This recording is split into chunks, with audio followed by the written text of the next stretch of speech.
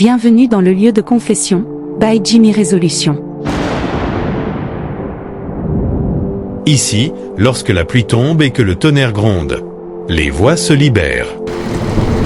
Les secrets enfouis refont surface. Les vérités que personne n'a jamais osé prononcer trouvent enfin un refuge. Dans cet espace, des hommes et des femmes viennent déposer leurs blessures, leurs regrets, leurs fautes, leurs espoirs. Des histoires d'amour, de trahison, de miracles, mais aussi des douleurs silencieuses que personne ne voit. Ici, rien n'est inventé. Chaque mot est réel, chaque émotion est vraie, chaque confession est un morceau de vie livré en toute discrétion. Abonnez-vous maintenant, invitez vos amis à nous rejoindre. Et si vous avez une histoire à partager, envoyez-la au numéro affiché à l'écran. Préparez-vous. Chaque jour, une nouvelle vérité se dévoile. Anonyme. Bonsoir à vous. Excusez-moi de vous écrire à cette heure. Si je vous contacte, c'est parce que mon cœur est lourd, et je ne sais plus vers qui me tourner. Je ne vis pas avec ma mère depuis que je suis toute petite. Depuis l'âge de 4 ans, je vis avec mon père. Mais vivre avec lui n'a jamais été facile. Mon père est un homme dur. Il se fâche vite. Très vite. Alors avec mon petit frère, on a appris à se taire. À éviter les longues discussions. À ne parler que de l'essentiel. Nos échanges, c'est souvent: tu as mangé? Voici l'argent du marché. Il manque quoi à la maison? Jamais de conversation profonde. Jamais: comment tu te sens? Jamais: tu es heureuse? Alors, parler d'amour avec lui, c'était déjà un grand défi. Un jour, il m'a demandé: tu n'as pas un ami? J'ai pris mon courage. J'ai dit oui.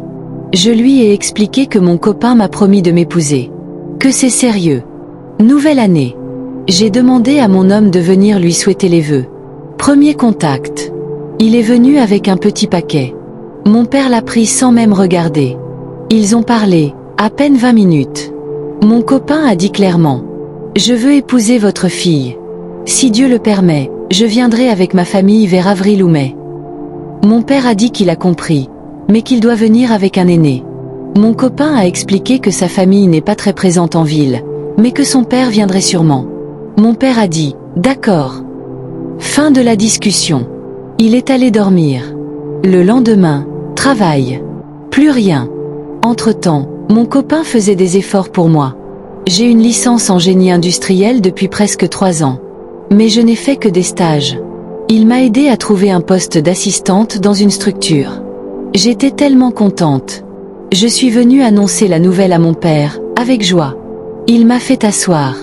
Et ces mots m'ont brisé. Il a dit que je n'ai pas d'ambition. Qu'avec ma licence, je dois viser plus haut. Que mon copain ne pense pas loin. Que c'est quel genre de vie il veut m'offrir. Chaque phrase était un coup. Quelqu'un d'autre pouvait me dire ça. J'aurais encaissé. Mais venant de mon père, ça m'a détruite. Depuis ce jour, je parle moins. Je garde tout. Mercredi, il m'a dit: tu n'as pas à bouder ici. Je dis la vérité. Ton gars ne ressemble pas à quelqu'un qui a de la vision.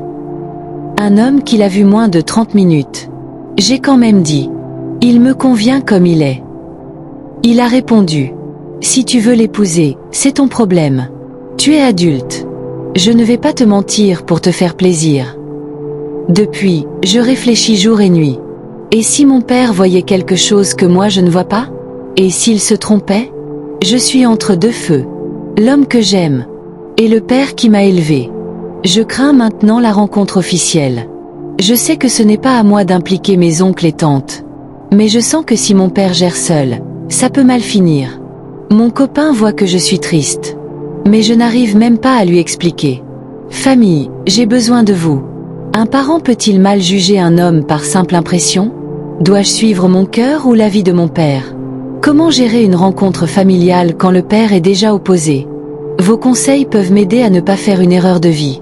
Abonnez-vous au lieu de confession pour plus d'histoires vraies, profondes et pleines de leçons de vie. Ici, on partage, on apprend, on se soutient. Tita, ogano, mbindate, atinene.